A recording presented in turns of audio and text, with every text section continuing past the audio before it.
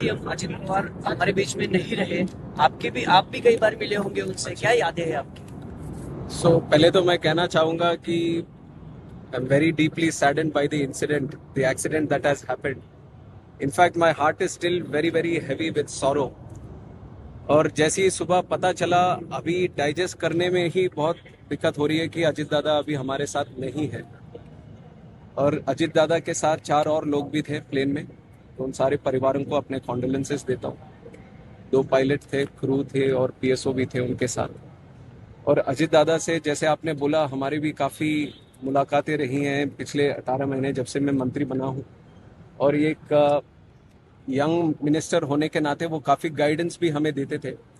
और काफ़ी बार महाराष्ट्र की चर्चा जब होती थी और मैं और मोहल भाई हम दोनों भी जब साथ में मिलते थे, तो काफ़ी अच्छी गाइडेंस, क्योंकि उनका जो एक्सपीरियंस रहा है पब्लिक सर्विस में, और ख़ास तौर पर जिस ग्रास रूट लेवल पे पब्लिक के साथ, खासकर गरीब लोगों के साथ जिस तरह वो खड़े रहे और उनके साथ जो उन्होंने काम किया, तो ये केवल हमारे लिए नहीं बल्कि पूरे महाराष्ट्र के लिए ये एक बहुत बड़ी लॉस है.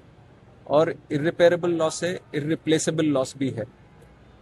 काफ़ी बार हमने जब उनसे बात करी तो हमें भी वो अनुभव मिला कि कितना वो प्रैक्टिकलिटी से और ग्राउंड रियलिटी से जुड़े हुए नेता है. उस तरह के नेता भी आजकल मिलना बहुत मुश्किल है. और महाराष्ट्र के लिए जिस तरह उन्होंने काम किया है वो हम सबके लिए आदर्शनीय रहेगा. और खासकर अभी जो एक्सीडेंट जो हुआ है उसका जो इन्वेस्टिगेशन, उसको भी हमने शुरू कर दिया है. तुरंत डीजीसी और एआईबी की टीम भी आई है. और जो प्रिलिमिनरी इन्वेस्टिगेशन या प्रिलिमिनरी जो समाचार हमें मिला है, उसमें इतनी जानकारी थी कि जब वो लैंड करना चाहते थे सुबह करीब 8:48 AM के आसपास, तो उस समय विजिबिलिटी थोड़ा पुअर था उधर.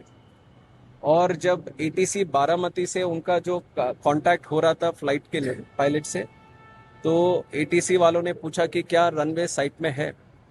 तो उनके तरफ से आया कि रनवे साइट में अभी नहीं है. तो उसके बाद उन्होंने एक गो अराउंड भी किया. गो अराउंड करने के बाद फिर से एक बार कोशिश करी कि हमारे एटीसी से, जो बारामती में जो एफटीओ हैंडल्ड एटीसी है, उनसे वार्तालाप चल रही थी. तो उस समय जब दोबारा लैंड करने आए तब भी उनसे पूछा गया था कि विजिबिलिटी है कि नहीं रनवे का. तो उसके बाद पहले तो उनका समाधान नहीं आया, फिर उसके बाद आया कि विजिबिलिटी है. तो लैंडिंग क्लियरेंस जैसी एटीसी ने दिया, उसके बाद तुरंत देखा गया कि ये एक्सीडेंट हुआ है. बहुत दुखद घटना है. तो इसके ऊपर और जानकारी हमें मिलनी चाहिए. इन्वेस्टिगेशन पूरी तरह से ट्रांसपेरेंट और अकाउंटेबल वे में हम करेंगे. बट उससे पहले तो मैं इतना कहना चाहूँगा कि ये बात बोलना कि अजीत दादा अब नहीं रहे, उसके लिए बहुत बहुत बहुत दुख होता है.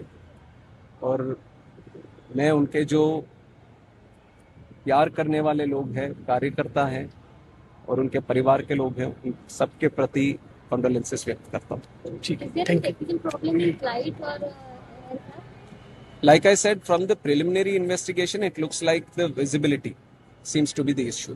So unless we do a thorough investigation, we can't properly tell what has been the exact incident.